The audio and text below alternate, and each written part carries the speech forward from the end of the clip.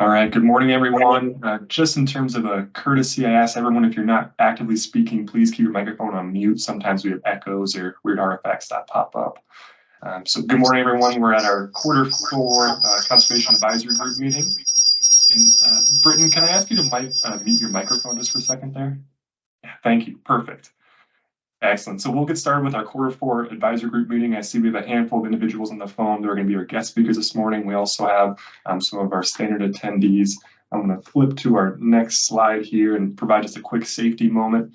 The safety moment for this morning is going to be about home office electrical safety. I see pretty much everyone on the call right now looks like they're maybe working from home right now. It's kind of a piece of our new world. So 10 quick tips that you might want to look around your room after this meeting and think about. The first couple of being about overloading appliances and outlets, making sure that you're staying within normal specs of what you're using, and also making sure to regularly inspect your electrical cords and extension cords for damage, and also making sure that those extension cords are on a temporary basis. You don't want to run those on a permanent basis. It could be a fire hazard in the future. Number 5 and 6, particularly relevant here in the future. Number 5 is never plug a space heater or fan to an extension cord or power strip. And number 6 is also a tripping hazard. Not to run those same cords into rugs or carpets or doors or windows. Some of the higher traffic areas could be a hazard for you. Number 8, we see keeping papers and other combustibles away, especially from that space heater. You want to make sure not to start any sort of house fires. And then kind of your standard tips for 9 and 10, making sure you're using proper wattages for your light bulbs and other pieces of equipment. And then kind of that standard checking your smoke and carbon monoxide detectors. I've always heard twice a year is about right. So people do a little bit more, a little bit less, but perhaps after this meeting, I recommend everyone to take a sweep around the room and see if anything's sticking out to them from this safety moment. I'm going to ask Des to lead this slide with our roll call and action items. Thank you, Caleb. Usually I'll do the action items last, but there weren't any action items from the Q3 meeting, so I'll just go right into the introductions and have everyone introduce themselves just briefly. And I'll just start with myself. Desiree Bickmore. I work in the Energy Efficiency Department for Cascade Natural Gas as the Consumer Support or Conservation Support Specialist. That title will be changed. And I will go to the next one. Dyke? Nope, sorry about that. Aaron.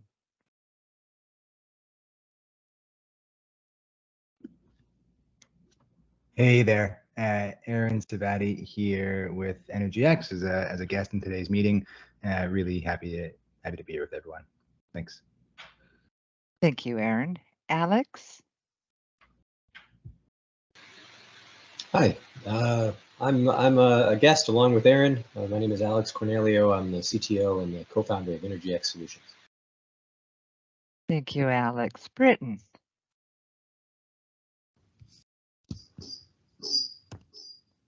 Hello, I'm Britton with... You got to pause it.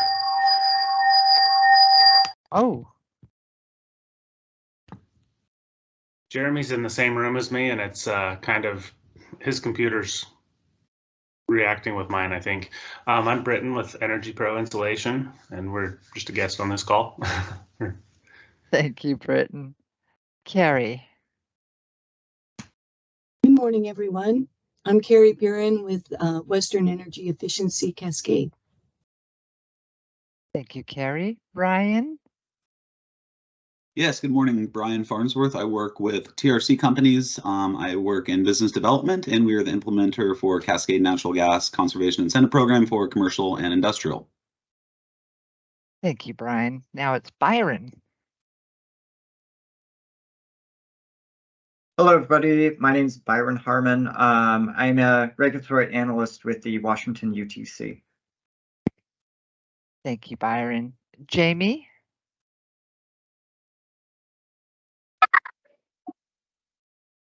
Hi, I am Jamie Abersi. I'm with EnergyX on as a guest today as well, project manager here. Thank you, Jamie. Sheila? Good morning. My name is Sheila McElhinney. I'm Senior Analyst for the Cascade Natural Gas Energy Efficiency Department. Thank you, Sheila. Noemi. Good morning, Noemi Ortiz with the Western Energy Efficiency team here at Cascade. Thank you, Noemi. Michael. Hey, good morning, everyone. Mike Parvinen with Cascade's regulatory team. Thank you, Michael. Peter. Yes, good morning. Peter Crystalite. I manage the gas efficiency portfolio at NIA. Thank you, Peter. Stephanie.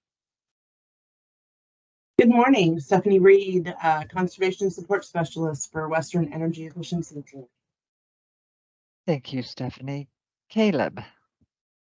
Yeah, morning all. I'm Caleb Reimer, manager of Cascade's Energy Efficiency Programs. Thanks for everyone for joining this morning. Thank you. Brian Robertson. Hey, good morning, everyone. This is Brian Robertson, Supervisor of Resource Planning here at Cascade. Thank you, Brian. And Sonia. Good morning, everyone. I'm Sonia Wald. I'm the Manager of Customer Systems for Cascade. Thank you, Sonia, and welcome to our guest and everybody else. I will now hand this over to Caleb. Welcome all. Yeah, fantastic. We're going to start off with a Q3 for the 2023 year portfolio update. We'll begin with Brian elaborating on the commercial program, and then I'll follow up with some updates on a residential program. All right, great. Introduced myself earlier, Brian Farnsworth. I work with TRC and we're the implementer for Cascade's conservation program for CNI. So this first chart basically just shows you our progress this year relative to our progress last year. And you can see that we're at 253,000 therms relative to 156,000 last year. And we've also paid almost double the incentive at 1,189,000 relative to 606,000 last year. Then you can see the goals, you can see our projected percentage to annual goal. So you can see that 47% is what we've actually achieved this year and what's been paid out to customers. And then going from the 47 to the 81 is either in our pre-pipeline, which are projects that are currently in the process of closing, or therms forecasted, which are projects that are not as concrete, but are projects that we're aware of and are tracking to goal. So moving to the bottom chart, you can see that our pre-pipeline, our therms achieved, the forecast, and then the therms remaining to goal. So unless there's any immediate questions, move on to the next slide. So this next slide just sort of shows our popularity in measures, and you can see that fairly overwhelmingly boilers and insulation are our most prominent measures and have accounted for the majority of the therm savings and incentive. Next slide, please. All right, so this chart shows our biennium progress. So you can see in blue is our total therms achieved last year, which is 289,000. And then you can see our therms achieved so far in the orange there at 253. And then our forecasted therms, which we described earlier, which is our pre-pipeline and the forecast. And then the therms remaining to goal is in yellow. I think that's it for me. So thank you for having me, and any questions specific to the commercial industrial program, I'd be happy to answer them.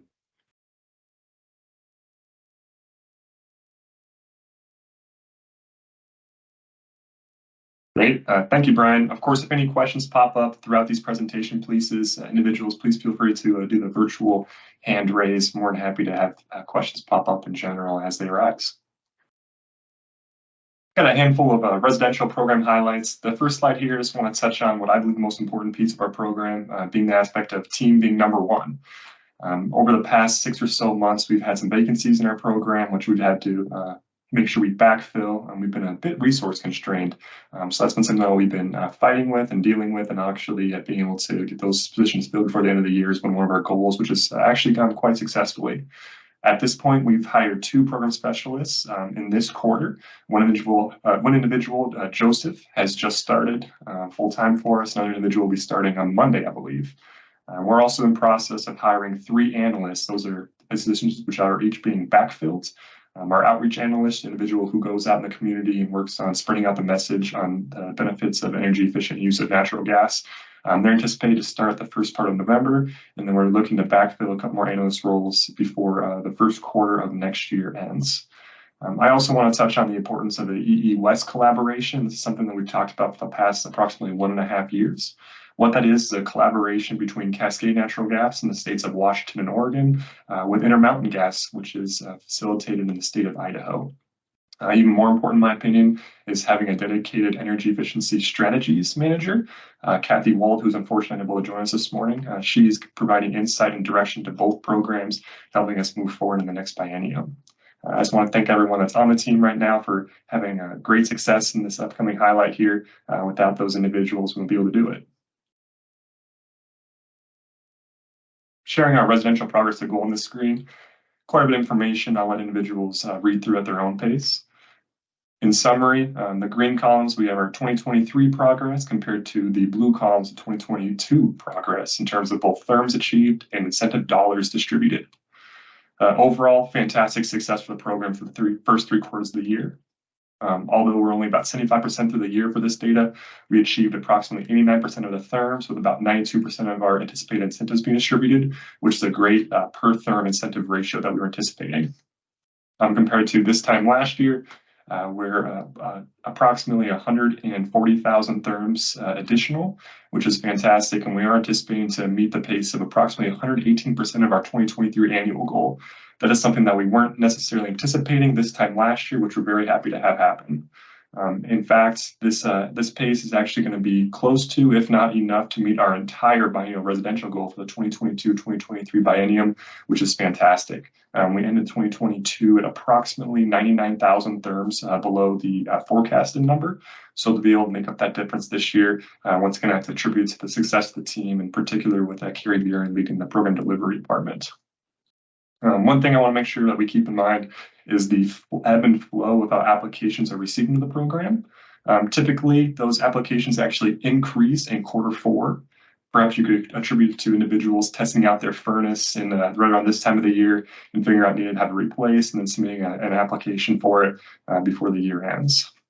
We're making sure to continue refining that process, processing the applications to minimize our queue and delay time.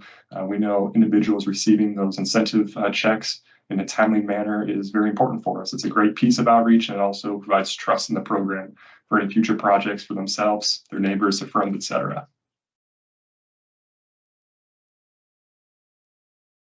This slide just shows a pie graph of what I just mentioned. As a reminder, our 2022-2023 residential biennium goal is about 937,000 therms. As of just about 3 weeks ago, we were 13.8% away from that goal. And once again, we're anticipating that pie chart to be nearly blue, if not fully blue by the end of the year, attributing to over 936,000 therms of residential gas saved in the past 2 years by the end of the year. This slide is going to be an introduction to what we're going to talk about a couple of pieces today. It's our point of sale program.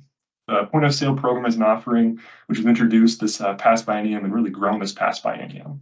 What we're seeing is in Q2 of last year, approximately 60% of all of the applications that were received were attributed to the point of sale program, and that number stayed extremely consistent in Q3. It was approximately 669 applications out of 1,169 that were received. So just about the 60% number. We've got a couple of our folks on the call right now that are going to be talking about point of sale program in the future. But just as a reminder, the point of sale program, I personally think of it as an elevation of our trade ally program. So it's those trusted contractors for installation work, equipment work, whatever it may be, that have partnered with the program, have been with it for longer than 6 months, and have also undergone some additional training and information gathering in order to offer this point of sale rebate. Which you could think of as being nearly an instant rebate from the view of the customer or the end user or the homeowner in our case, most typically. I also want to make sure to call out the importance of training and providing tools to our trade allies and our point of sale vendors. For example, on the screen, I mentioned Trade Ally Connect. Trade Ally Connect is a software that we're utilizing. You can think of it as a data warehouse as well as a connection tool. So it stores the information on each of our trade allies and our point of sale vendors, what they are, where they work at, what their services are, contact information. It allows us to link to their profiles, for example, and it also allows a connection piece. So if someone in our territory were to go on our website and say, who in my area provides installation work or will replace my furnace with a high efficient furnace. It'll actually provide a list of them with all their contact information. We find that minimizing the friction in that transaction is really important for consumers. So we're really valuing that piece of technology. And I also want to call out just a quick screenshot of another example of a piece of new information, which is tear-off sheets. One of the benefits of the point of sale program is having trained individuals working with each of these contractors who knows what is required by the program, how to fill out the applications, not to miss information, providing certain pictures or evidence, that sort of thing. It makes the processing process so much quicker and easier on our team in order to actually continue moving through those pieces of information. So I want to call out in particular Stephanie Reed for helping us to grow this program, develop it, and continuing to foster that relationship with each of our trade allies and point of sale vendors. That's the close of my residential highlights. Overall, great success, and we're looking to exceed our 2023 annual goal. More than happy to take any questions if they arise. Otherwise, I'll introduce our guest from EnergyX for the behavioral pilot.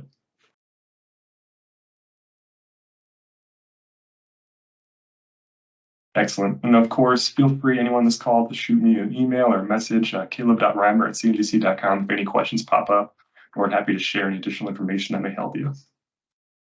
With that, I'd like to welcome our folks from EnergyX who are leading our behavioral home energy report pilot called HERV. Please feel free to introduce yourself, and then I'll navigate to the slide as you so choose. Great. Hey, thank you very much for the introduction, Caleb. Again, my name is Alex Cornelio, CTO and co-founder of EnergyX Solutions, and we're very happy to be partnering with Cascade on a behavioral home energy report pilot. I'm going to take some time today to basically introduce that pilot, talk a little bit about what we've accomplished to date, and also what's coming next. So I'll try to be quick, and of course, if you have any questions, feel free to drop them in the chat or just interrupt me. We can go to the next slide, I think, Kim. Yeah. So I thought I'd start by sort of summarizing the project. Not everyone may be familiar with what a behavioral home energy report program is, and not everyone may understand why Cascade would be interested in doing something like this. So to summarize, Cascade partnered with EnergyX because they wanted to investigate new ways of promoting conservation, sustainability, and energy efficiency to their residential customer base. Going beyond promotion, this pilot is really about understanding how much energy we can help people save, how much therms of gas can we reduce. Behavioral home energy report pilots, or programs, I should say, have been shown to be able to do exactly that. Essentially, the way that they work is they try to influence customers' behavior by providing them with information about their gas consumption, along with tips on how they can conserve and reduce gas consumption. Customers who are part of the pilot receive a series of these reports. They receive them either through email or through mail. And as a part of this pilot, we've selected a treatment group or a group of customers to receive the reports of 9,000 customers. These customers were randomly selected from across the entire Cascade, Washington service territory. And over the course of the 12-month program, we'll be sending out a total of 54,000 reports to these customers. So every customer in the pilot receives 6 reports over the course of a year. As I mentioned, each report is going to contain unique personalized information, not only about the customer's gas consumption, but ways they can save, areas they can save, and we try to translate that into different values to help the customer understand the potential. Typically, we see individual customers saving upwards of 10%. Some customers don't save, or their participation in the program is less. And so when you average the savings out over the entire treatment group, you typically end up at about 2% gas savings over the entire group, which is really meaningful. It can be meaningful in terms of a pilot, but of course, if this is successful, as you scale it up and involve more of your customer base, those savings really add up. Why EnergyX?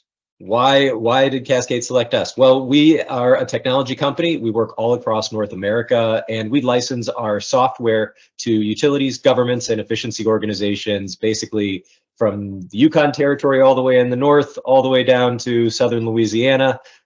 We serve the Northeast all the way to Southern California. So we have a lot of experience in delivering platforms and programs that do exactly this that communicate savings propositions to residential and some small business customer bases, but primarily residential. And certainly our mission is to provide every building around the world with relevant and personalized energy savings plans. So you can see how this leads directly into home energy reports. We have software that's able to understand what's happening in buildings and translate that into tips that customers can use to directly reduce their energy consumption. And of course, we try to make this easy.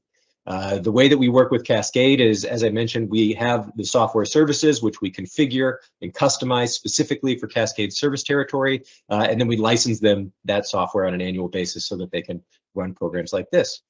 We also provide a lot of behind-the-scenes assistance to help the programs run smoothly. Next slide. Wanted to cover the project timeline. We're talking about it here for the first time, but we've been working on this for quite a while. We've had a ton of support from the Cascade team to make it happen. Conversations about a potential behavioral home energy report pilot started way back in 2022. We contracted towards the end of 2022, and then we started planning, and we kicked off the project officially in March of 2023. I mentioned on the last slide that there's a lot of configuration and customization that goes into the software to make sure that it's really attuned for Cascade service territory, and we focused on that from March through about August. Happy to say that the first round of home energy reports went out to customers in early September. And now, between essentially now, October, and the end of July, we'll be sending out 5 additional reports. So there's another about 45,000 reports that will be sent out over the coming months. Throughout this process, we're monitoring the results. We're looking at incoming data from customers. We're responding to customer calls, asking for more information, and we're just monitoring that program and really trying to determine, as the program progresses, are customers saving, and how can we adapt the information that's contained in the reports to help customers save as much as possible. The project, or the pilot, I should say, culminates in July and August of next year, where we actually look at energy consumption, gas consumption, and try to deduce how much customers have actually saved. So we have a number of ways of doing that. We compare the customers that receive the reports to a control group of customers that didn't receive reports. We weather normalize the gas consumption information, and we use a lot of statistics to basically understand whether or not these reports actually influence customers in saving. And like I said, the result is almost always that customers do save, with an average savings across that treatment group of 2% or more of gas consumption. Next slide, please. As you might imagine, there's a lot of customer information that's involved in generating these reports and evaluating the savings. And so Cascade really insisted that security be the #1 focus from day one. We started this project by doing a number of security assessments with MDU and Cascade. And some of the key outcomes from those security assessments are listed on this slide. First and foremost, we decided that everybody who has administrative access to the software and the platforms and the data sets should be heavily permissioned, meaning that we wanted to make sure that our security standards as part of this pilot were as rigorous as the security standards that Cascade uses across its organization today. So everybody signs into our platforms to view information with the same level of access as they would in any other area of their business. So a lot of security basically at the forefront. Who can access this information? You have to be provisioned, and you have to use your Cascade credentials to get access to the information. On the customer side of things, we worked with the IT team and the customer data teams to make sure that everybody who's participating in the pilot is properly tagged and easily identified, so that if customers call in with questions, they can be identified, and also so that we can keep track of where people's information is being used. Really important to make sure that there's a lot of transparency around what data is being used and what customers are involved in the program, so we can keep track of everything. We also implemented industry best practices in terms of encryption for all data that we share as a part of this pilot, data coming from EnergyX to Cascade and vice versa. Data is encrypted while it's being transferred. It's encrypted while it's being stored in databases. And we've developed secure file transfer protocols to make sure that all of that happens. And then, of course, security is not a one-time thing. This is something that we set up best practices, but we also review them and make sure that they're being followed. And so we, even today, after the implementation is complete, we have regular stakeholder meetings to ensure that everything is in compliance with what I just mentioned. Next slide. So with security out of the way, what is it that customers are actually receiving? They receive a one-page double-sided report that looks a lot like this. This is a fake customer. Obviously, we're not going to show you a real customer's report. That would go against the security protocols that we just discussed. So this is an example of what a report looks like. And they all are designed to follow a similar template, although every customer receives a unique report. So the customer's specific information is contained in their report. It's personalized, and the tips and the recommendations that we provide to them pertain to them. So we talked about 9,000 customers. Not all 9,000 customers receive the same tips. Customers receive a personalized mix of information that's suited for their situation. We identify the customer's building for them, so there's no confusion about where the savings opportunities exist. We talk about potential savings, so everything they could do, how much money is on the table in terms of potential savings, and then we get specific. We talk about specific things that are relevant for the season, for the time of year, for the customer's building, for their usage patterns that they could do to potentially reduce energy. And these are designed to be low cost, no cost tips. So we talk about on this report things like window coverings. How can you use window coverings to make space heating more efficient? How can you make sure that your heating equipment is in tip-top condition by replacing air filters? How can you look at alternate ways of using appliances? So maybe line drying your clothes instead of using your gas-powered dryer. And there's a number of different tips, things that talk about furnace maintenance, hot water heater set points, thermostat set points, even getting into budget planning and how you can potentially use income tax refunds to invest in long-term energy efficiency opportunities. On the second page of the report, we talk specifically about what's happening in the customer's energy consumption situation. We compare a previous month's consumption to the same consumption last year and help customers understand their historical usage patterns. We characterize savings potential in terms of broader areas of energy usage on that page as well. And we end each report by giving the customer some information about how they can contact Cascade and get more information or ask questions or generally learn more about the program offering. So this is a great template. And like I said, we just sent out the first batch of these reports at the beginning of September, and it's going well. So let's see the next slide and get an idea of what going well actually means. Well, first and foremost, this is effectively a large IT project. So what everybody wants to know is, was it on budget and was it on time? And this one, believe it or not, it was. We had a very successful implementation, on time, on budget. I would love to take full credit for that at EnergyX, but the reality is we had a great team supporting us with Cascade. So many people to thank. I tried to write down some names here: Carrie, Carmen, Sonia, David, Vlad, John, Lori, Caleb, Jason, Tom. I'm sure I'm forgetting people, but this was really a huge team effort, and it was a very successful implementation. We talked about who's receiving these reports. We're sending out in the initial treatment group reports to just over 9,500 customers. It's about a 60-40 split. 60% of those customers receive digital reports via email, and they can choose to start receiving paper reports if they want to in the future. And then about 4,200 customers are receiving paper reports, and of course they can choose to opt the other way and receive digital reports if they want to in the future. But this is a good mix from a cost effectiveness perspective, but also from an experimental perspective to see how different cohorts may respond to the reports if they're in paper or if they're digital. With the first round of reports, well, I'll finish up on that last slide. Sorry, Caleb. A little too early to be able to judge whether or not customers are saving.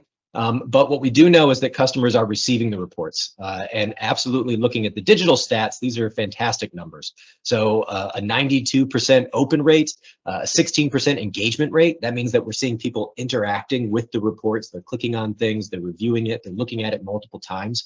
And if you compare to digital marketing statistics, where you'd be happy with a 2 to 5% engagement rate, 16% is great. And we're looking forward to growing that over the course of the pilot. And then very low spam rates. That's the last thing we look at. You know, are these things bouncing? Are people receiving these? Are they finding them to not be valuable? And we really don't see any indications of that just yet. All right, now I'm done, Caleb. And I think I'll wrap up on this slide just by talking a little bit about what's coming up. Like I mentioned, we've got about 45,000 more reports to send out over the next 9 months or so. The next round of reports will be going out at the end of October here. As I mentioned on one of the earlier slides, we're going to be using embedded reporting. So we'll be monitoring the progress, the savings progress, the gas reduction progress of this pilot over the course of it. And then, of course, at the end, we're going to do a deep analysis of what actually happened. And we'll be looking to qualify, you know, did we save 2%? Did we save more than that? And how were those savings distributed across the population? One of the things that I think is worth considering in the long term that many of our clients also utilize once they see the success from this is how can we provide these services to more people? How can we go deeper? And one of the ways that we do that is instead of just providing people with a series of reports, we give them access to a self-serve online platform that allows them to really get in depth with the results. Why were certain tips recommended for their building? What other tips are available? What are other programs that they may be able to participate in? And you can use online self-serve platforms to really drive this message, not only to the treatment group, but to essentially everyone in your customer base that may be interested. So we're really excited to see how this pilot progresses. As I mentioned, we're grateful for the opportunity and for the collaboration and assistance that Cascade has provided. And the last several months have been a great success. We're looking forward to what's coming. So I'll end it there. Thanks for the time. And if you have any questions, please let me know. Yeah, thank you so much, Alex, for demonstrating that. Looks like we do have one question from Corey. Go ahead, Corey. Yeah, thanks. Yeah, hi. This is Corey, and I am with public counsel with the Attorney General's office here in Washington. For those unfamiliar, we are the consumer advocate in the energy regulation space. I should say the residential consumer advocate and small business advocate. So thank you for this information. I have actually several questions. Just to get a better understanding of exactly what this program looks like and how you're measuring outcomes. So the first question I have, based on the energy or information you presented, this appears to be slightly different than some of the other home energy report programs that in early iterations were basically saying, oh, your neighbors with you know, you are using 30% more energy than your neighbors, you should save more energy. Is that sort of tactic used in this program, or is this different? It's a little different. In this program, we're actually comparing customers to themselves. So we're looking at their historical consumption, and we're making a direct comparison to what they're using now as opposed to what they've used historically. And we're also comparing customers to idealized versions of their own building. So we have at EnergyX developed a methodology for essentially modeling a building's performance. And we can do that in an idealized state. So what's the most efficiently this building could be operated? We can do that in a modified state. So if this building had improvements made to it to make it as efficient as it could be, so extra insulation, the best heating equipment, things like that, how would that type of a building perform? And then we can look at different operating conditions within that spectrum. And we use that information to go to customers with advice on essentially how they can operate their building more efficiently, the way it is, and by involving low cost, no cost tips. It's possible for us to compare customers to neighbors. But early on in the project, we made a decision not to go down that route because there often is distrust in that type of communication, where some customers look at that and they say, hey, I get that you're saying my neighbor's more efficient than me, but I'm not like my neighbor. And this is a strategy that we're employing here in this program to actually compare customers to their own buildings, which we've seen to be effective in other jurisdictions. So it is a good distinction. Thanks for pointing that out. Yeah, that's good to know. I know that assessments of some of the earlier behavioral energy programs actually didn't show any substantial or meaningful savings. So that's good to know. I also know that Seattle City Light has discontinued their behavioral energy program for savings in recent years. So I would strongly encourage folks from Cascade to talk to Seattle City Light to see why they did that. I don't know the exact reasons why, but I would guess that it was not cost effective for them. And that's obviously a concern for public council.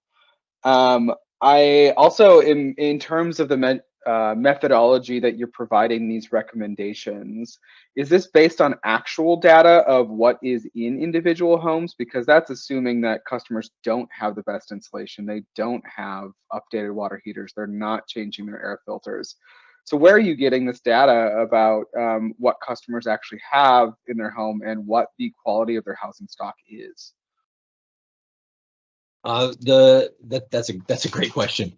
The data largely comes from publicly available sources.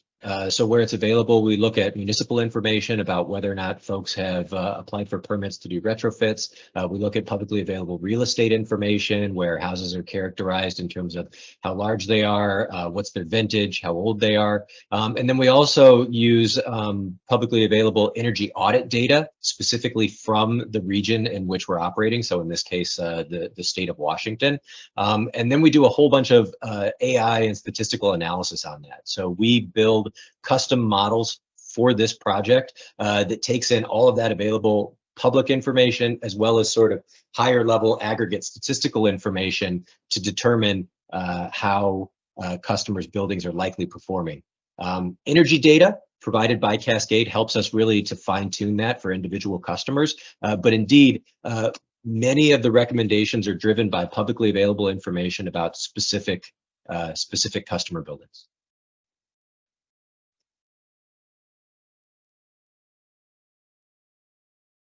Sorry, I was muted. So what if your assumptions are wrong? Do you take that into account in terms of actually measuring your savings? Yeah, we certainly do. And that's really the statistical piece that comes at the end. We want to make sure that when we're making recommendations that there is a safety factor built in. And also I would say that this is one of the main reasons why we always incorporate customer feedback loops within these programs. At the end of every report, there's a way for customers to get in contact with the conservation group at Cascade to say, hey, I think something's not right here, or I think I don't understand these results.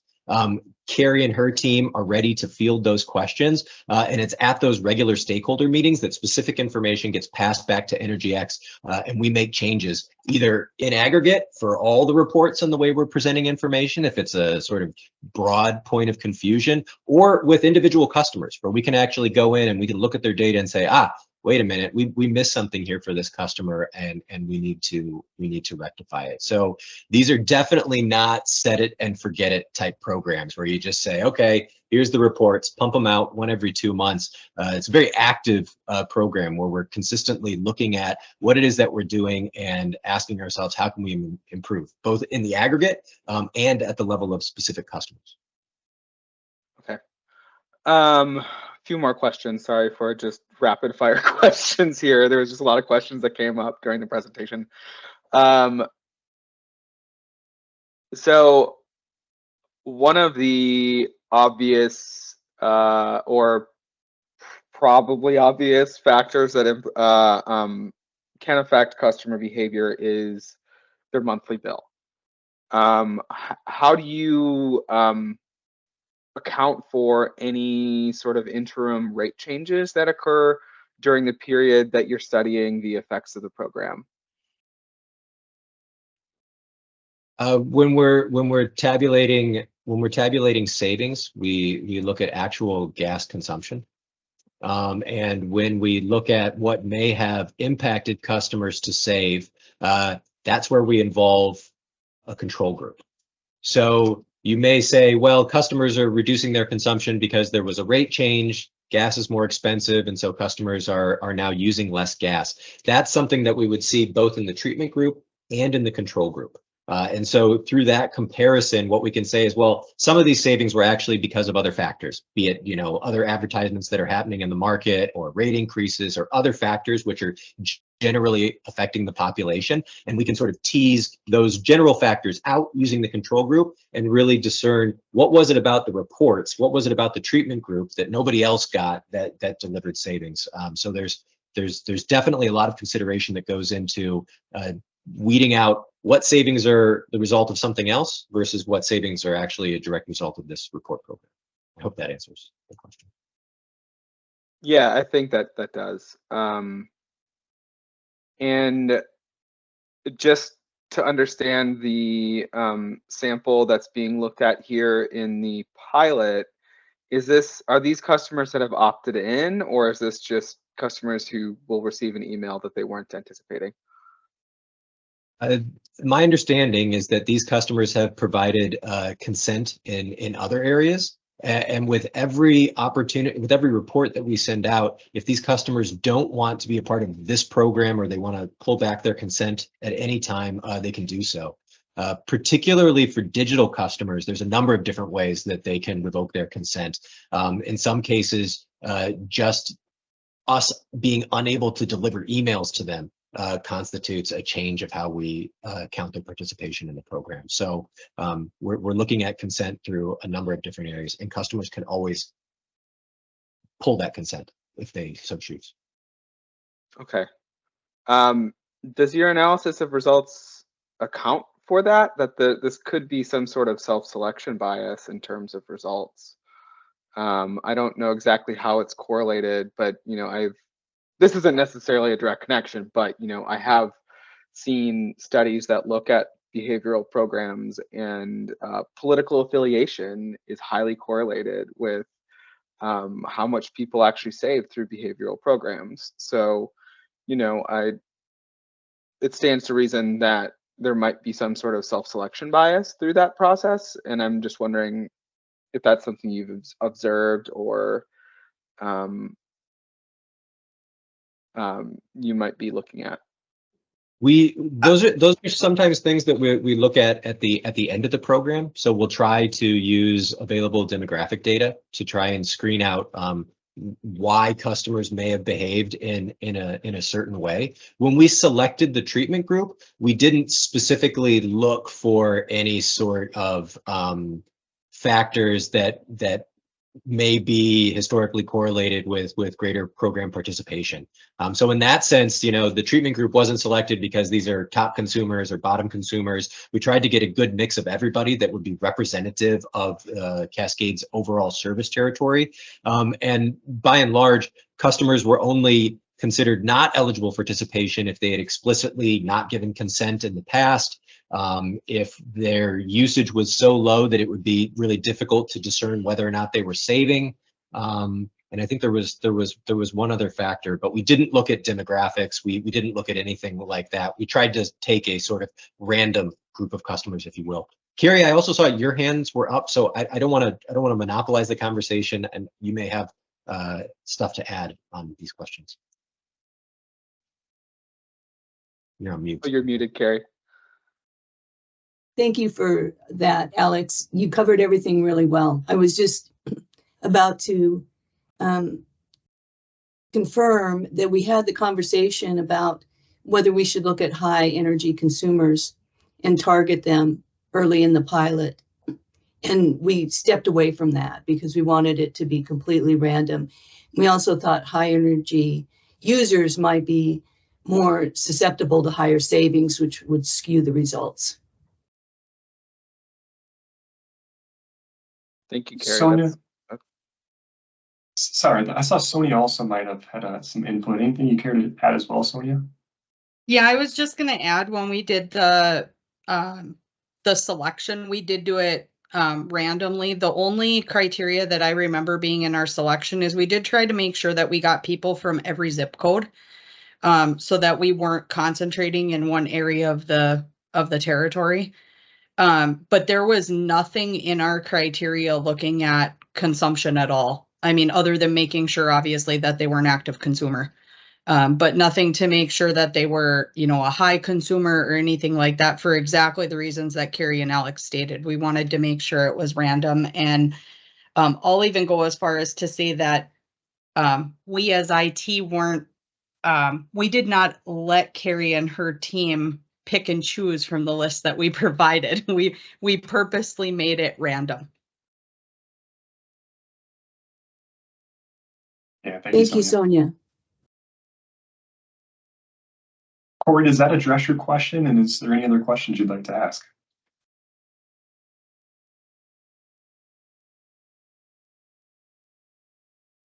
Sorry, it took me a moment to get to the mute button.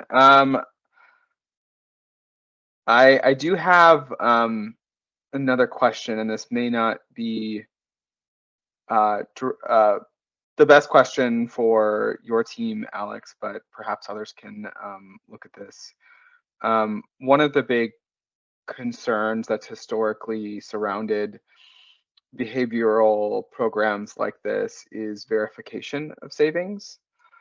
And so I'm just wondering how you look at that to actually say, yes, this is this program, not some other factor that influenced customer savings or helped this customer achieve savings. I'll take that real quickly, just because truly, you know, you don't want to be relying on the provider to verify their provisions without another layer. And we are also, and Caleb can speak to this, working with another third-party provider who will be looking at a broader scope, but will have this you know, on their radar as well. It is a pilot.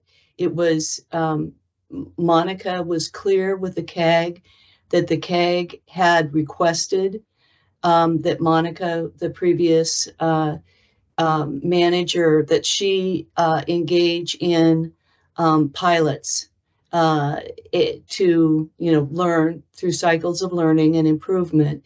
And the behavioral pilot had some true interest because we hadn't done it before. And so, you know, we came to the CAG and said, this is what we are going to do, you know, about a year ago. And the CAG said, go for it. And so we're in the middle of that, and we'll come back. I'm a big believer in verification, very strong on empirical evidence that something is working. So I don't know, Caleb, if you want to talk a little bit about your plans for verification as well. Yeah, we actually have a section here later in the meeting that will bring up that plan, but you're absolutely right. Over the next 2 years, we'll be doing an impact review on our residential program. So it'll be segmented this upcoming year more so on the equipment side of things, the following year on the insulation and those sort of equipment measures. And we are able to provide the list of participants in this behavior pilot so they can conduct some statistical analysis and any sort of correlations or crossovers between those programs. Corey, I think you also brought up an excellent point about the being in the best benefit of the consumers and having their best interest in mind. As a reminder, we are requested by the CAG to continue these pilots, and we have committed to doing that in the upcoming biennium. The amounts that we forecast spending in the upcoming biennium are not part of our direct benefit to consumer calculations. We're typically held to a 60-40 split on our spending for direct benefit to non-direct benefit to consumers. Currently, portfolio, including that pilot expense for the upcoming biennium, is over 70%. I believe it was about 72%. So we, of course, are continually tracking that. And at this point, we do have a nice buffer in case any additional pilots come our way that we'd like to explore. I do appreciate that question, that mindset. Absolutely, though, Corey. Yeah, thank you for all this information, and apologies for monopolizing the conversation there for a minute. I just had a lot of questions that I wanted to get out there before I forgot them. Yeah, fantastic. To be clear, Yeah. Absolutely welcome. We love the questions. We love the participation. That's the reason we're here today. So thank you for doing that, Corey. I'd also like to just thank Alex and the rest of the Energy X folks that are on this call and also not on this call for helping to lead this process, as well as the IT teams. I know Alex already did the shadow for us, so I won't reiterate those, but just thanks again. At this point, we mentioned where a lot of the front work is done. At this point, it's more of the monitor and adjust period for the next 6 or so months. We do anticipate having Alex and the Energy X team back right around the Q2, perhaps the Q3 meeting of next year to elaborate on what's happened over the past 6 or so months, and maybe even discuss some of those preliminary results. So of course, we look forward to having that happen. Until then, it's just about making those modifications and updates. We do have bi-weekly meetings. For example, we're tuning in some of the verbiage on those reports based on some input from the consumers that are receiving those. We want to make them better. If we're going to spend a couple $100,000 and a lot of time on this, we want to make sure it's actually worthwhile. And so far, I think that's been the case. So thanks to all that's done that. Great. If we don't mind, I'm going to navigate on to the next section here. Thanks again to the Energy X folks. If you so choose, feel free to jump off this call. Look forward to talking in the coming weeks. Thank you so much. Yeah, thanks for your time. Yeah, thank you, Jamie. Yeah. Excellent. We've got a next group of our guests on the call here. We're going to talk about our point of sale program. I discussed this in the beginning of the meeting, the success that has been attributed to this program over the past approximately 2 years. It's grown exponentially. And of course, a part of that is the fostering and the training that our internal team is doing, but it's also relied upon the external contractors and vendors that participate in that. So on the call right now, we've got a couple of representatives from the Energy Pro installation team. Energy Pro is a business who has, I would say, accelerated greatly in the past 6 to 12 months. They're a huge part of our program. They've got some great products, and they've got some great processes they want to share today. So with that, please, gentlemen, feel free to introduce yourselves, and I'll let you lead this section here. Awesome. Thanks for having us on today. We really appreciate it. We'll keep it short and sweet and get to it. So as one of the contractors, we've been able to work with this point of sale program. It's been very successful for us. And we're going to give you a little bit of background on us. Go ahead and flip the next slide if you would, Caleb. So we started back in 2015. So we've been going strong for about 8 years now. We got 4 locations, 2 in your guys' territory. So we've got one in Tri-Cities, Washington here, and then one up in Bellingham near a lot of you, I guess. We're not your typical installation contractors. We don't focus so much on new construction, but we really specialize in working with utility, government, and local programs. We've really worked hard to understand and be able to make them more available and easier for customers to take advantage of. And so that's really where we like to think we shine. We worked with quite a few programs over those 8 years. I'd probably say about a dozen. Several different ones. Some have been great, some not so much. You guys have been fantastic. You run your program very well. Licensed, bonded, insured. We keep up on all of our BPI certifications, and we are we always expanded, always looking forward to expanding in growth. Next slide. Excellent. And I apologize. I should have introduced everyone on the call here. We have Jeremy and Britton with Energy Pro. So we're going to slide on the next slide here. Let's see, point of sale. Yeah, that's been a great contributor to the success, I believe, of the program and us as a company being able to make it available to customers. So as you might expect, being able to have somewhat of an instant rebate makes it more financially feasible for a lot of customers. Huge portion of them. It's just, without the point of sale, a lot of customers would love to do the upgrades. They want to save money. They want to do the right things, but forking up a few $1,000s for these upgrades can be quite difficult. So with this point of sale program, it just makes it so where it is open to such a bigger area of people to be able to actually do these upgrades. The other thing is that these programs, we hear a lot with our model, which we'll go into a little bit here, of door to door, but we get a lot of people that say the phrases, oh, it's too good to be true. Why would they be willing to help pay to have me save money on my utilities, that kind of stuff. And we found that with the point of sale, it really increases the credibility of the program. Also, our company as being able to be a trade ally to offer that to them kind of takes the risk out of the customer's hands in their mind and puts it on the contractor, and they're able to see, hey, if the contractor believes in this, they're willing to take that. This must be mean that the program is legitimate and they really want us to save this. They really want to do this for us. And so that has helped a lot. And the other thing is it keeps the process super simple.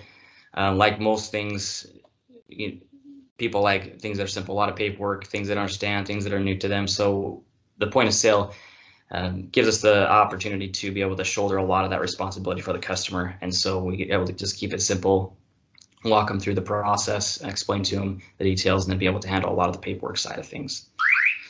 Next slide. Okay, so our model that we've been using quite a bit is our door canvassing model. We found it's extremely effective compared to the other advertising strategies that we've tried. And what it comes down to is that face-to-face communication of these programs.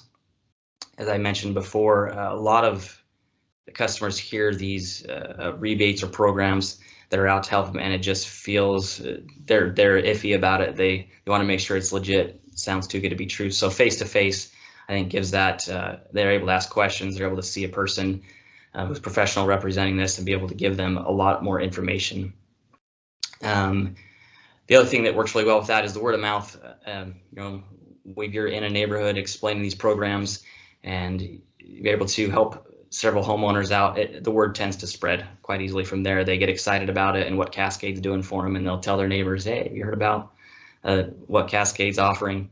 And so it spreads, it kind of snowballs, if you will. The other thing that's great is it's easier to target the right customers, the ones that qualify. And we can go to neighborhoods and find out fairly accurately, okay, this neighborhood's going to be gas, this one's going to be electric. And so that way we can target the customers that for the program. The other thing is it's unique, and door-to-door obviously is not unique. Everyone here's probably had somebody knock on their door from time to time. However, the information on these utility saving programs is unique. They're not used to someone coming with an offer of their power company, utility companies, or state that's offering to help them pay a large portion of the cost to upgrade their home, improve their living situation, and also save on their bill. So that is unique. And we found that people are very receptive to that. The other part that makes I would say this model so successful is our reps. We're very, very careful on who we hire for these positions.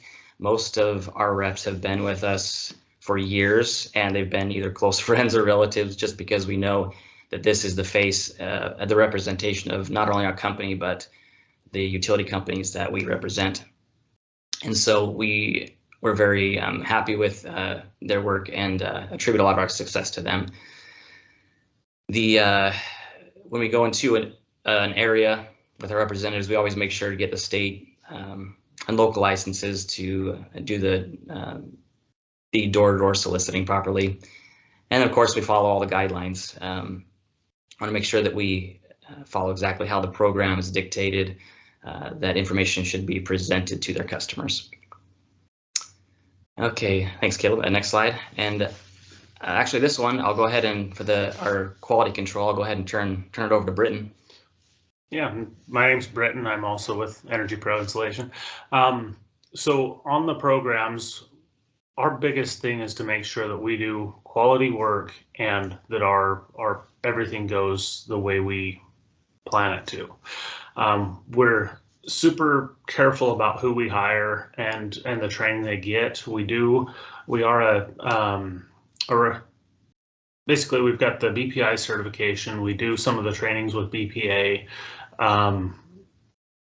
And then we have our technicians do, in essence, continuing education so that they can be able to do a very good job and to understand what they're doing and why. And then that way everything gets installed properly. Our sales reps, they do the home inspections. Basically, they'll go through the attic. The fact that we're doing targeted marketing, we can basically go to what neighborhoods have the homes that need the insulation, and then our guys will go through and be able to see exactly what's there so that we know we're doing improvements to people who need it versus just sending out mailers to everyone in hopes that we'll get the right people. And then we do try to get customer feedback. We've got a lot of reviews on different our website, Angie's List, Home Advisor, things like that. And we do send our sales reps back to a lot of our customers to basically find out how the project went for them, and to double check that our technicians are getting everything done properly. Basically, if we can let them know that everything's going to be looked at by us, or any kind of audit process, our technicians do fantastic work, and we really have had very little issues with that. And then next slide, I guess. Yeah, I'll just touch on that last piece on this slide.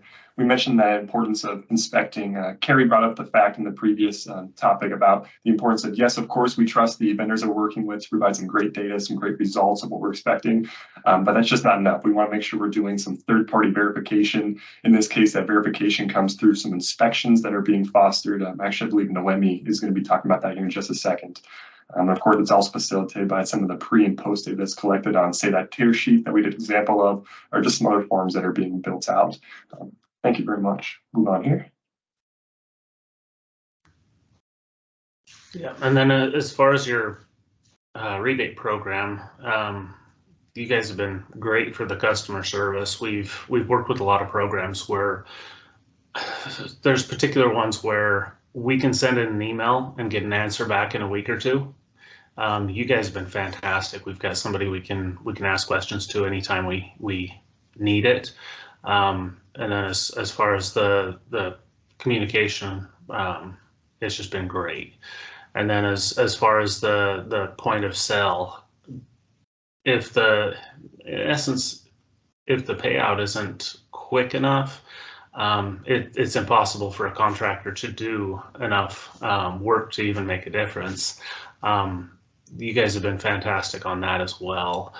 We have worked in programs where we more or less had to leave, not because the program was bad, but because we couldn't get them to continue out with the paying quick enough that we could only do so much and we could never expand.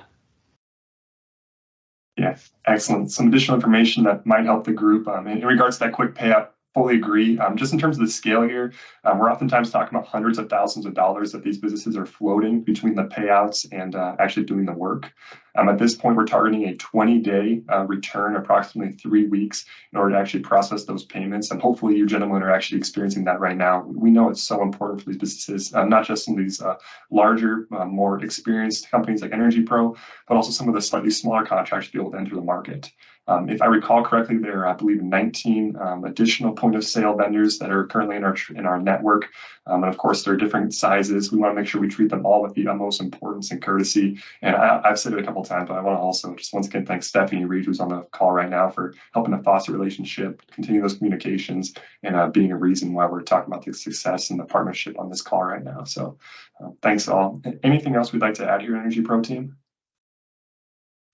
I think that kind of a quick but brief summary of kind of what we're doing, and just a big thank you to everybody. I mean, you, like Britton was saying, seriously, you guys run the program very well, and it's probably one of our favorites to work with, just how it runs and the people. So thank you very much. Your customers definitely appreciate it. They do a lot. It's fun to hear them spread the word about. They'll say, hey, you heard about what Cascade's doing. This is awesome. They're going to do that for me. They really do appreciate it. So thank you very much. Yeah, fantastic, gentlemen. Thanks for the time here. More than welcome to drop off if we don't have any questions from anyone on the call. Feel free to raise your hand if so.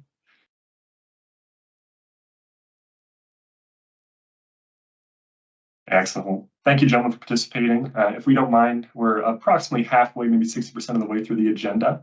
I'm going to propose that we take approximately a 9-minute break here. So I'm going to drop in the chat that we'll resume at approximately 10:15 a.m. Pacific time. So everyone feel free to take a break and we'll be back here in about 9 minutes. Thanks all. All right. Welcome back, y'all. We are at 10:15 a.m. Pacific time. Just as a reminder, this meeting is currently being recorded with a transcription.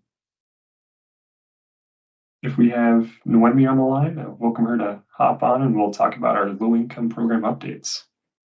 Thank you, Caleb.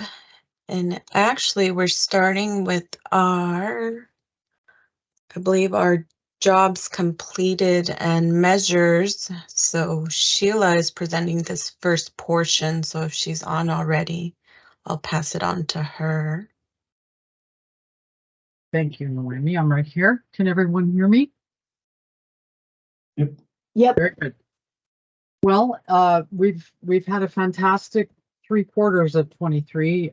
We've served 110 homes. It's the first time Cascade's ever weatherized over 100 homes during a calendar year. So we're happy with the outcomes, and the numbers themselves have stayed relatively similar in terms of the number of measures per home, the number of therms saved per home, and the number of measures overall that were installed. So I won't go over the numbers with you, but we are doing very well. There was a project or there's an agency that had worked last year on multifamily for a local housing authority. So the housing authority and the human services agency worked together to weatherize these existing buildings, and that's a pretty large portion of our achievements this year, is because all those projects were kind of teed up and then they got finished, and the payments were dispersed this year. So we have a large range of cost in projects from as low as $170 to about $40,000 for one single family residence. That great big one was out in Aberdeen, and it was an old lumber baron house. You know, it was probably 4,000 or 5,000 square feet, one of those great big Victorian dwellings. So are there any questions for me about our participation during the first 3 quarters of 2023? All right, let's go to the next slide. This little table compares what the agencies estimated or projected their completions would be to where we stand today in Q3. As you can see, Northwest Community Action Center, NCAC, originally estimated they'd complete 5, and they've completed 84 in the first 3 quarters. So as I mentioned before, that's a large portion of our completions this year. And I guess another thing that's notable is that the Opportunity Council has done pretty well this year, and Housing Authority Skagit County. In terms of overall participation, I'm always open to discussing a project with an agency if they're not sure if it could qualify, or we don't really have requirements from the agencies. In other words, their agreement with us is to provide an estimate of what they think they're going to be able to accomplish, and it's, you know, I can't really drive it. It's an agency-driven program. Byron? Yeah, thank you. I was wondering if you could maybe provide a little bit more context about, so I'm seeing these projections, and I'm seeing that most of them aren't meeting the projections. Like we don't, like, you know, there's the BMAC with a projection of 8, but their actual is 0. I'm wondering if you could provide a little bit of like historical context. So like, do they often tend to overshoot? Kind of like I see the HASC as projected 6 but got 16. Is it a very like volatile sort of like process then, or like how can I get some more context on these values? Sure. So at the beginning of each, or at the end of each program year, we ask each agency to sign an agreement with us. It was actually precipitated by the agencies. The agencies wanted Cascade to have an agreement with them about how many projects they could do in a year, because they were afraid if something wasn't written down, then the funds might not be available. So the agencies asked us originally, can we have an agreement with you about how many projects we think we're going to do? And we said yes. And I think historically, both Blue Mountain and CAC have done about 8 jobs a year. A lot of the agencies kind of fall back on what they accomplished the previous year as a benchmark.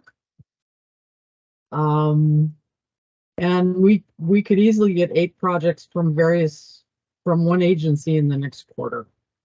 In terms of their project management and how they push things through or not, I have called down on some of the agencies and said, hey, are you going to be doing anything this year? Does that provide some of the context? Yeah, it does. That's really helpful. I was wondering if you could maybe speak a little bit to any potential like bottlenecks that you see that might be limiting their ability to pursue these projects. I think their biggest bottleneck is probably just staffing. The whole weatherization industry is suffering from a dearth of staff, employees. I'm sure that Energy Pro could probably speak to that, but I think 2 of the agencies have internal crews and everyone else contracts the work out. So contractor availability is one thing. And then just the agency staff itself, like how many inspectors and auditors do they have? Because the work that's done through the Department of Commerce, of course, has to be completed by BPI certified individuals. So there's been a lot of turnover. There's been a lot of churning since 2020 with the pandemic, and I don't think things have really returned to any kind of quiet space. There's still lots of resignations and new hires, and I think that's a big constraint. Other than that, I don't know what could be a barrier. Just people. Thank you. Thank you for that information. That's helpful. Oh, good. Do we have any other questions about this slide? Okay. Next slide, please. We sent out a notice earlier this month that we are proposing to revise the tariff for the Washington Low-Income Weatherization Incentive Program. And we have responses due from our CAG members on the 23rd. So you have a few more days to look at the notification we provided and get back to us on any thoughts you have. And we're very, very interested in hearing what you think. Thank you, Sheila, and I can speak a little bit more on that. We have some of the changes there that we have. A lot of them are housekeeping changes. We did some revision to the language, and I also added those same bullets within our agenda if you haven't had a chance to review them. In that same email we sent on 10/4, you can see them outlined. One of the major changes that is in that tariff is that we are removing the enhanced weatherization incentive portion of it. It's not being eliminated. It really is just being integrated into the WIP. So it's still receiving the full reimbursement. 100% of the project cost will be reimbursed. We're just not separating it, identifying it as 2 fund sources. It's just going to be one fund source. It was originally piloted to cover, to be that gap cost for that enhanced portion. So we really are just making it one fund source. So that's the major change. We're trying to align it with the current tariff in Oregon, the OLEC. We recently made those changes in Oregon, so we're really trying to align it with what we're doing in Oregon. So that's the major change that you see in that current tariff proposal for Washington. So just a quick reminder that we are looking for responses for 1023. So that's just a brief update there. Next slide, please. Next, we'll talk about the, oh, and sorry if there's any questions there. We'll add that space there. And if not, you can also put them in the chat. For the quality control inspections, this is, it's been going on. I'll give a little bit of background. The quality control inspections, Cascade committed to conducting about up to 5% of residential rebates submitted, inspections and up to 5% of residential rebates submitted for new or existing homes. In the past, we completed these QC inspections in-house. Sheila actually completed these inspections, and then also one of our other partners in the area. In the last year, we saw a high or a demand here, an increase in rebates. In order to respond to this, we saw an alternative to this, to respond to this and also maintain the quality in these inspections. We discussed some ideas on how we could improve here. And what we came to the realization is that we could leverage our community action agencies that are currently doing our low-income weatherization program, that are delivering those programs in Washington. They could also do our QC inspections within Washington.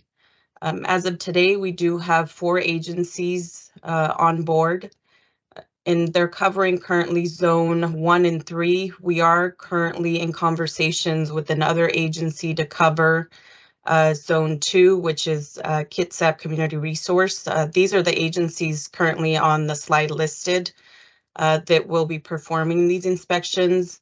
Actively, the Opportunity Council, Community Actions Connection, and Sustainable Living Center are already conducting these inspections.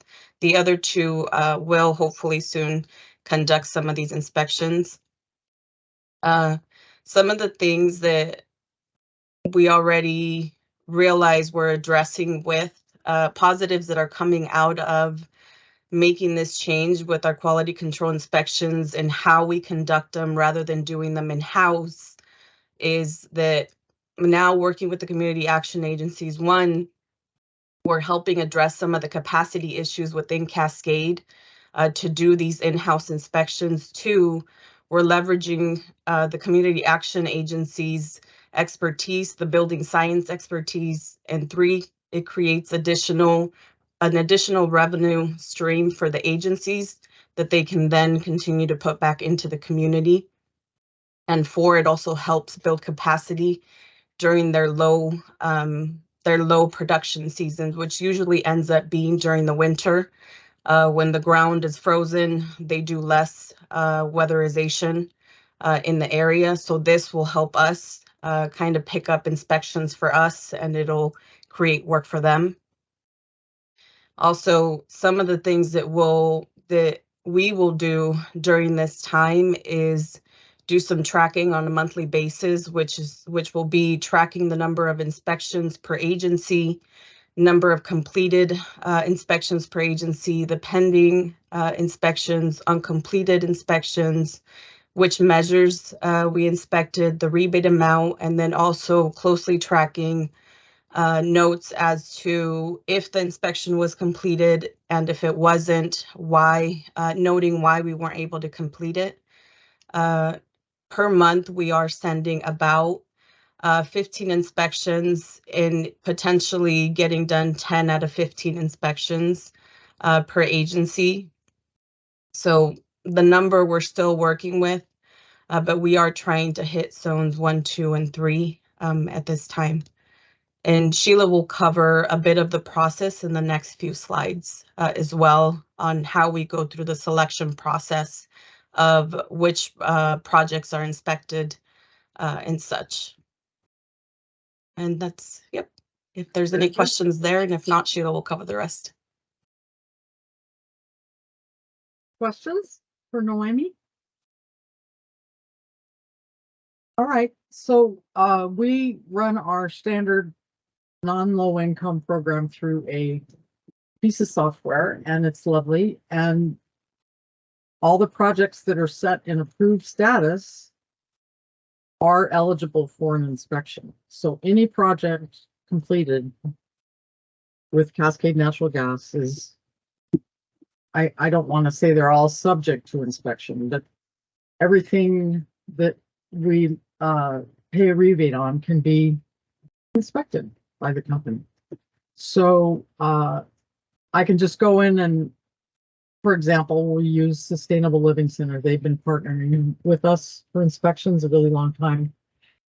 I can just go in and find all the jobs in Walla Walla as a town, or all the jobs in College Place as a town, and scoop those up. And we do not send out inspectors for thermostats, exterior doors, or clothes washers, because those are the measures we allow customers to self-install. So all I do is gather up the approved status in the geographic area I'm trying to send the projects to, and I set them to QA required. Next slide, please. So I take all the projects and I make a little worksheet for the agency. All the information is delivered through a secure encrypted email system called BizCom. We ask the agencies to complete the inspections within 2 weeks. When they're done, if their BizCom is still fresh enough, they can just reply to that again, or they can ask me for another one, but they send the inspection reports via BizCom as well. I take a look at everything. I upload the inspection report to DSMC and the photographs. I set them to approved status again, and they go through for payment processing. So some of these projects are point of sale, some of them are not, but regardless of whether they are point of sale or not, they're all subject to inspection. If an inspection fails, we contact the installer and ask for remediation, and we will send the inspector back out to check on the corrections. Questions? Anyone? No? And that's just kind of what I just said. I said, after they come out of QA, they go to approve, they go through the regular payment processing. Inspection service invoices are forwarded, and the specialist codes those invoices for payment as they are received. Next slide. That's going to be our last slide for our low income and our quality control inspections for everyone. Okay, good. Yeah. Any Thank you, questions around this full topic? Yeah, absolutely. Yeah, Byron. Maybe I wasn't quite paying close enough attention, but do the quality control inspections only apply to the low income program? No, they only apply to the non-low income program. Oh, okay, gotcha. So okay. The reason we don't look at low income is because it's thoroughly inspected. Almost, if it's a combustion appliance home, it's going to be inspected daily by the agency or the contractor. So this quality control development is new for 2023. before that, I was the only person doing inspections on standard income projects, and John did some too. But this really allows us to look at a much broader, not only number of projects, but different scopes of different types of work that's been completed. So it's a big plus for the program, because as our rebate payments grow in quantity, we want to correlate inspections with that growth as well. So we're really happy the agencies are partnering with us on this. And I mean, you couldn't ask for a better trained group of inspectors. So does that answer your question, Byron? Yeah, I appreciate that. Thank you. Okay. Thank you, Caleb. Yeah, that's a great answer, Sheila. And it's a really good question as well, Byron. It's the why factor, right? We want to make sure that, since this being a relatively new process, that the individuals who are leading this lay out the entire process, the ins and outs of it, and also the why of it. Is we were recognizing that we were missing some of our inspections that were going on due to resource constraints that I brought up earlier in this meeting. And we figured out, well, we could either pick up that process again somehow, or we can enhance it by using our partners. And enhancing with our partners seems to be a great process for it. Once again, I'd like to thank everyone on the call who had that idea and are able to move forward on that. So we're looking at a couple hundred inspections per year throughout the service territory, some sort of randomization of the types of projects, recognizing some are a little bit less important, like thermostats, some are a little more important, such as insulation or furnaces, for example, that have larger therm savings attributed to them. So this, in my opinion, or in my view, is a bit of getting ahead of the curve, where, for example, we know our point of sale vendors are something like 60% of the program in terms of receipts. Some of those individuals, we need to make sure that their work is being inspected, not just by themselves and their team, which of course we do trust as a part of that trade-out relationship, but also we need that third-party verification factor, not just for this piece of our program, but for pretty much everything else we do in the program.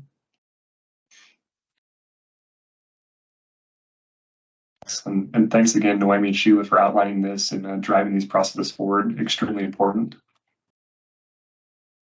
Our next slide is going to be updates on the Washington State Energy Code and the impacts associated.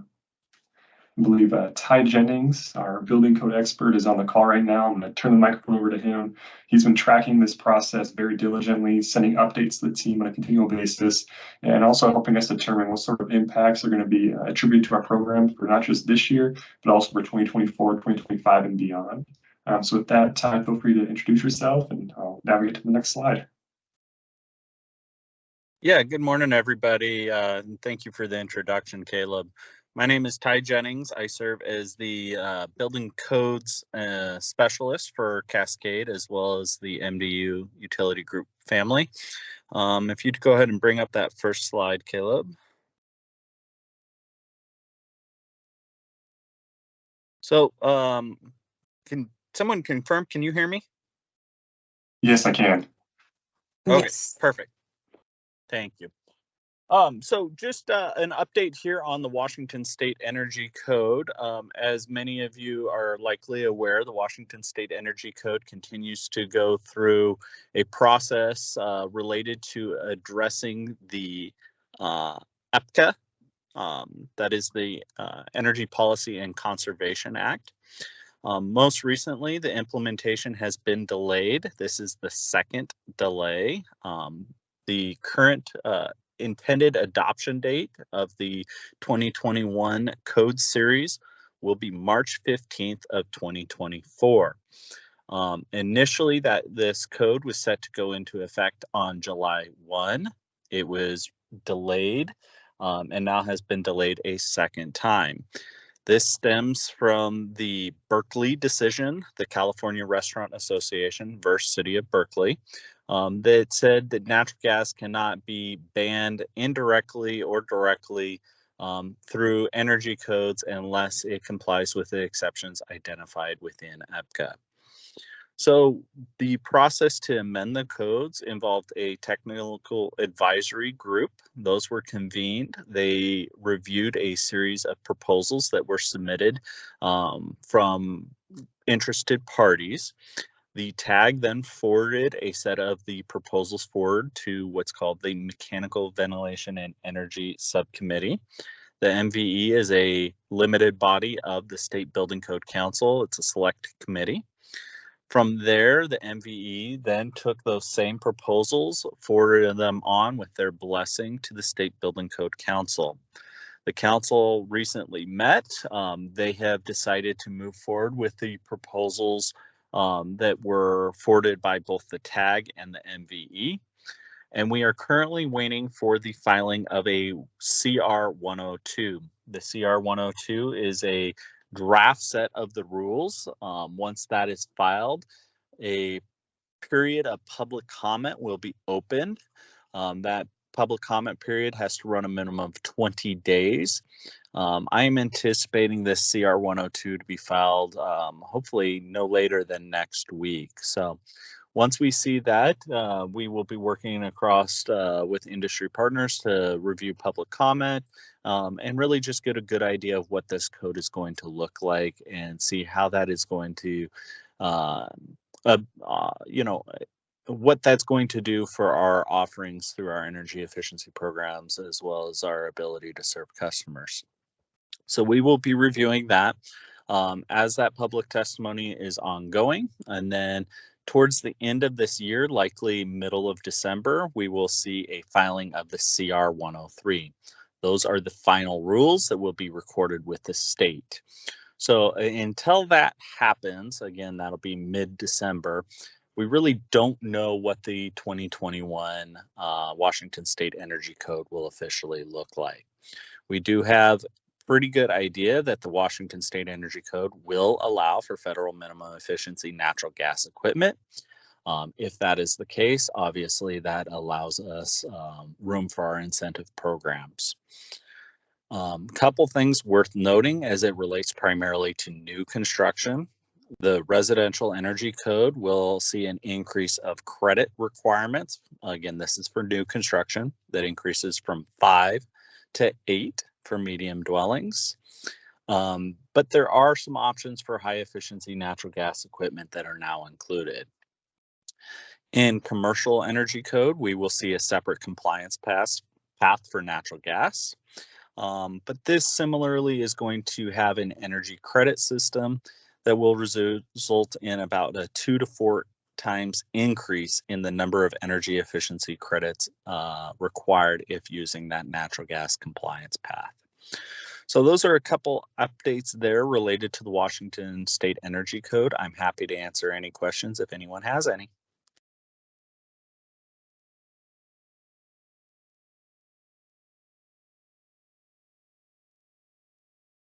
Excellent. And it goes without saying the importance of a state energy code on how our programs are allowed to operate, what sort of assumptions we're allowed to associate with the savings potential for equipment measures, for installation measures, et cetera.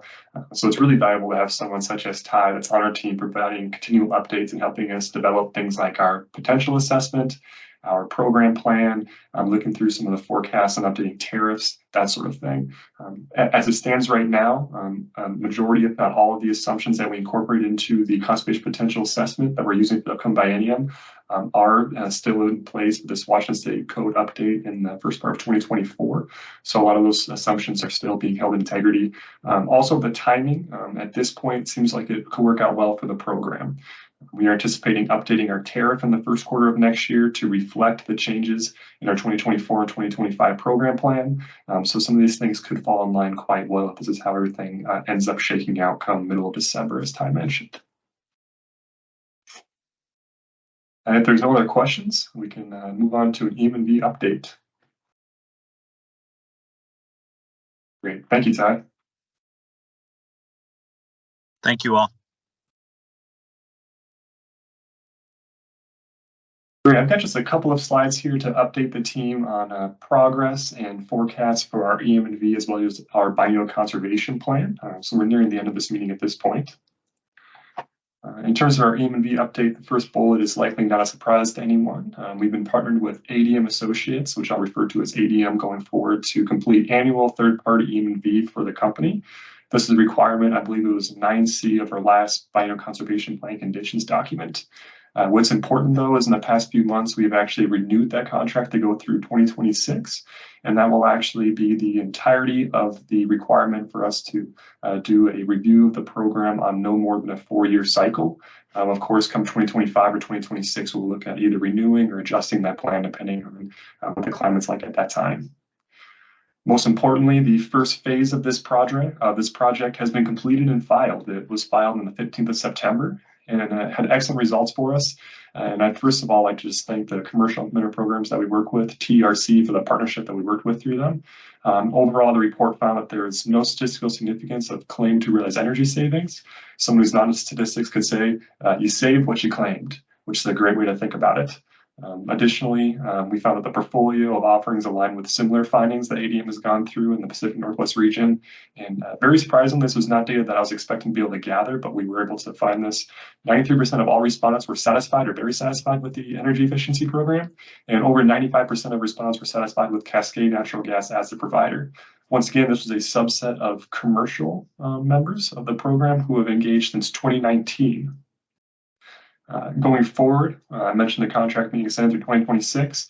We are currently in process, and we've actually just delivered the first round of data requests for ADM to complete the next round of called our impact review, which is going to be reviewing our residential equipment measures. We're also going to be reviewing the biennial program process review, which you could think of as a less math and statistics and more review of processes, documents, and interactions with the community. That's something we're going to be engaged with here very shortly. It's actually already begun. We're looking to have results incorporated into our biennial report, which will be finalized, I believe, of June of 2024. So that's a timeline that we're working with. ADM has been a great partner so far. The program has not yet, previous to this, engaged with much third-party independent E&V. So to find a good partner and be able to navigate through this process relatively streamlined and relatively painless has been fantastic. I'm very happy with this progress so far. Any questions on E&V overall or this slide in particular?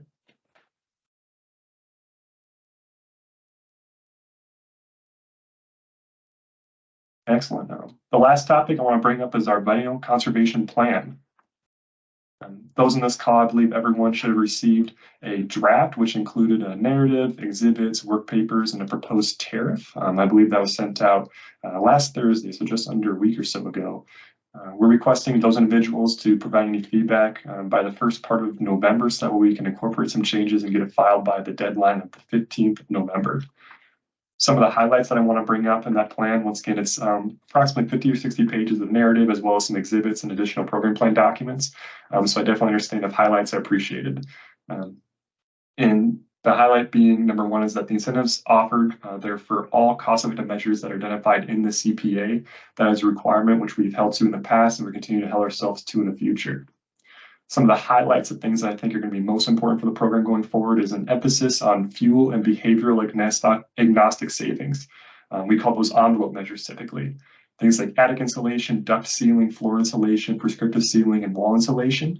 Those are all measures which we're anticipating to have great participation in. And we're also anticipating an ability to increase the incentive value based on both a high cost effectiveness level, as well as avoided costs that are being associated with those items, typically over a much longer life than, say, a furnace or a water heater, for example. That being said, we are still focusing on some of those pieces of equipment in a residential existing building stock. Those things like the tankless water heaters, furnaces, condensing boilers, those are going to be primarily in our existing building stock, which again attributed to Washington State Energy Code limiting some of the new home availabilities. We're also anticipating some modest increases in some of our commercial offerings. In particular, I'm thinking about double rack ovens, demand control ventilation, which we call DCV, as well as condensing furnaces. In general, I would say less changes or increases in the incentive values are associated with our commercial offerings versus our residential offerings based on cost effect in this room. We've talked about this in the past. I want to make sure we bring it up in this meeting as well. We're looking at our commercial and residential programs through a modified UCT. That's something that we've advised, worked with the Conservation Advisory Group over the past few years, and that is our plan both for this past CPA and for our biennial conservation plan, therefore, going forward. Those values remain strong at a measured portfolio level. For this current biennium, that UCT value is forecasted to be just over 2, between 2 and 3. That number is slightly actually improved with the plan for the upcoming biennium, between approximately 3 and 4, depending on residential and commercial offerings. And of course, I want to make sure we preface that those are estimates. It is based upon forecasts of who is going to participate with what measures. And that's something that's very difficult to accurately predict. However, we put our best thoughts and our best points forward on that. I already mentioned this plan we filed in just under a month here, and we fully welcome and highly recommend if anyone would like to take a look at any of those documents to let us know your thoughts or improvements. That plan is going to be a driving force for us for the next 2 years. We'll make sure it is accurate and as sound as possible, because without a great guiding light, it's hard to walk in a straight path. Any questions or comments on the biennial conservation plan? Okay. Moving on, I believe this is our last slide, actually, talking about our 2024 meeting cadence. As you're all aware, this is the last planned meeting for this group for the year of 2023. We are looking at our 2024 meeting schedule, which actually Des on the call here is going to help me with planning. Our plan is to have the dispersed part at the end of the year. At this point, we're anticipating having 4 quarterly meetings, just like this year, without an additional mid-BCP meeting, because it's the wrong year for that cycle. So we'll be working with Des on that, but please anticipate receiving meeting invites for approximately similar dates from 2023 for 2024. We fully appreciate everyone's time on the call, participating in this group, and we also fully welcome if there's recommendations on who else to invite, any other third-party vendors, stakeholders, individuals who are in the community that could help this group out. We fully welcome them joining. The whole point of this group is to help guide our program, provide assistance, provide some insight that we are not always seeing, and that's for program growth and development. Without that, this group is not as strong. So please, if you have any recommendations, let us know. With that, that's my last slide. I welcome any questions on this topic or any topics overall. Otherwise, thank you for your time, and I hope you enjoy the rest of your Wednesday. Thank you, Caleb. Thank you. Thank you, Caleb. Thanks. Yeah, thanks all. Have a great day.